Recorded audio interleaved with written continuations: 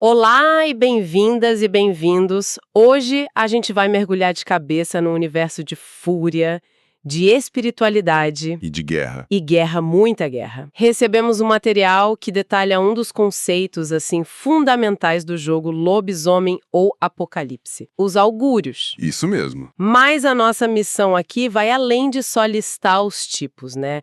É tentar entender como uma sociedade de guerreiros que tá tipo à beira do fim do mundo se organiza para lutar. Exato. E a resposta, pelo que tudo indica, está escrita na Lua. E isso é fascinante. Porque o augúrio é muito mais do que uma classe de personagens, sabe? O material apresenta como um destino, uma marca cósmica. Definida pela fase da Lua. Exato. No momento mais vulnerável e violento da vida de um lobisomem, que é a sua primeira transformação. Nossa! Molda a psique, o papel social, a função de cada um. Não é uma escolha, é quase uma sentença. Certo, vamos desempacotar essa ideia de sentença, porque é uma palavra bem forte. É forte mesmo. O material diz que a primeira transformação é um evento traumático, totalmente incontrolável. Então, a lua que está no céu naquele momento específico, ela sela o seu propósito para sempre. É isso. É a base de tudo. E o material detalha isso em, 3 níveis. Ok. Primeiro, define o papel social. Você vai ser um guerreiro, um místico, um juiz. Certo. Segundo, influencia o temperamento, a sua natureza. E terceiro, que é mais na parte das regras do jogo, te dá acesso a poderes exclusivos, os dons. Ah, sim. Um guerreiro não vai ter os mesmos segredos espirituais que um místico. E vice-versa. Cada um tem suas ferramentas para cumprir o seu destino. E aqui tem uma parte que eu achei, nossa, muito interessante. Qual? O material levanta uma possibilidade narrativa que, assim, explode a cabeça. E se a pessoa lutar contra isso? Como assim? O exemplo é ótimo. Imagina alguém com uma índole calma, sabe? Reflexiva. Alguém que seria um místico. Certo, um tiurge. Isso. Mas a pessoa reprime a fúria, luta contra a transformação com todas as forças. Ela segura, até que não dá mais. E a mudança explode sob a lua cheia, a lua do guerreiro. E aí você tem o puro drama, o cerne da história. Exato. Um guerreiro com a alma de um monge.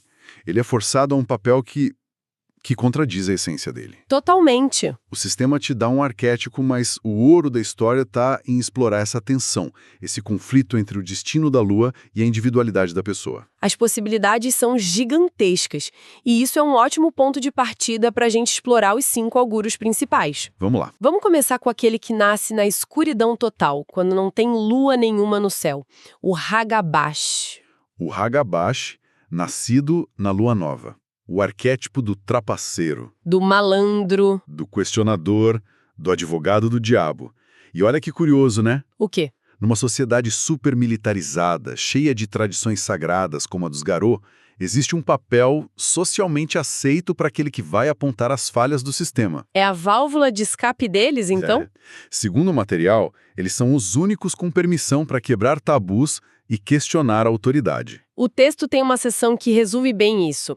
Diz que se espera que um Hagabash passe a perna em oponentes teimosos ou zombe de um lobisomem mais renomado que está sendo pomposo demais. É o elemento do caos. Um caos necessário para evitar que a ordem vire estagnação. E os dons dele refletem isso. Imagino que sim. Ele pode apagar o próprio cheiro, criar ilusões, tudo para subverter as expectativas. Mas claro, tem o lado sombrio. Sempre tem. Um Hagabash que vai longe demais vira um sabotador, um traidor. A linha é muito, muito tênue.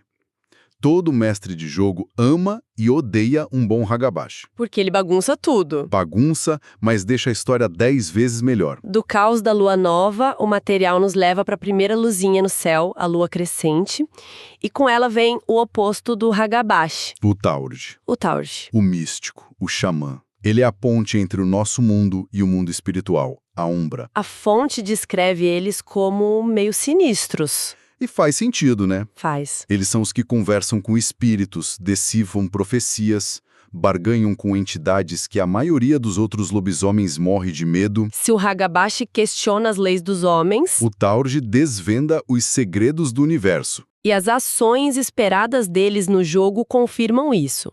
O texto fala que o papel deles é conjurar um espírito relutante, Isso, invocar antigos pactos de camaradagem e confinar espíritos renegados. O foco é total no oculto. totalmente. Os dons deles são nessa linha. Um Churge pode, sei lá, arrancar um segredo de um espírito da fofoca. Que específico! Ou acalmar um espírito da fúria. São detetives do sobrenatural. A fraqueza, claro, é a tentação. O conhecimento é poder. E o mundo espiritual tá cheio de segredos proibidos. Exato. E de entidades oferecendo atalhos sombrios. É um caminho fácil de se perder. Essa ideia de papéis e da complexidade de cada um é muito forte, né? Dominar a função de um Churge ou de um Hagabash exige uma mentalidade muito específica. Uma preparação quase profissional para uma vida de perigo. Exato. E essa dedicação para dominar um sistema complexo, para entender as nuances de um papel, é algo que a gente vê muito em quem gosta desse tipo de jogo. É verdade. Quem gosta de RPG geralmente é uma pessoa mais criativa, inteligente, com um forte envolvimento com leitura, com pensamento estratégico. Pois é. E pensando bem, esse perfil de dedicação, de foco, essa busca por conhecimento, combina muito com o desafio de estudar para provas e concursos importantes. Totalmente vestibular, concurso público, as provas militares, OAB, residência médica. É o mesmo tipo de empenho. Sem dúvida. E se quem está nos ouvindo é estudante e quer se preparar de verdade, com as melhores ferramentas, Fica a dica. entra agora em medicube.com.br, baixa o app e aproveita o maior banco de questões do Brasil. Lá tem provas anteriores de todas as instituições, questões comentadas por especialistas, resumos práticos, aulas completas e flashcards prontos para revisar em qualquer lugar. E falando em preparação e em conhecer as regras, o próximo augúrio é a personificação disso. Ah, sim? Se o Hagabash quebra as regras e o Teurge descobre regras secretas, o próximo carrega o fardo de ser o juiz e o guardião delas. Vamos falar do Philodox. O Philodox, nascido sob a meia-lua, o equilíbrio perfeito entre luz e sombra. O juiz. Os juízes, os mediadores, os intérpretes da litania. E a gente precisa lembrar que a litania é mais que um livro de regras, né? É o que impede a sociedade de se destruir. Exatamente. Impede que a fúria e o instinto consumam tudo.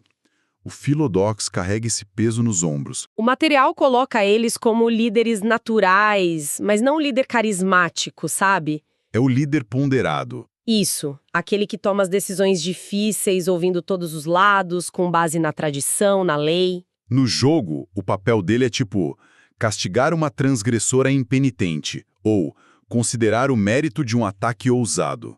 Ele é o pilar da ordem. E seus dons refletem isso. Ele pode ter o poder de sentir a verdade, de resistir à fúria para manter a calma no julgamento. Ele é a balança. E a fraqueza. E se a lei for injusta? E se a tradição estiver errada? Um Philodox muito rígido vira um tirano. A ordem dele pode se transformar numa prisão. É uma dinâmica fascinante. Cada papel é essencial, mas também carrega a semente da própria corrupção. Exato. E olha, se esse tipo de análise mais aprofundada, que conecta os pontos e explora essas nuances, está ajudando a entender melhor o tema, vale a pena considerar curtir e se inscrever. Esse feedback nos ajuda a saber que estamos no caminho certo com estas explorações. Boa. Agora, do pilar da lei, a gente vai para o coração da sociedade Garou. Ah, o bardo. O contador de histórias, o Galliard, nascido na lua gibosa. E o material traz uma curiosidade legal. Qual? Antigamente, esse augúrio era associado à lua minguante. O autor do texto foi pesquisar e descobriu que, tecnicamente, existem 8 fases da lua, não só 5 do jogo. O que já planta uma sementinha para a gente discutir depois. Exato.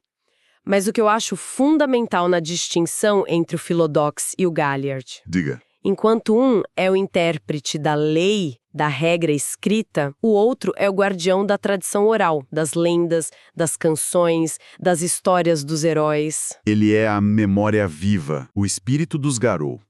Se o Philodox garante que a sociedade funcione, o Galliard garante que ela tenha algo pelo que vale a pena lutar. Perfeito.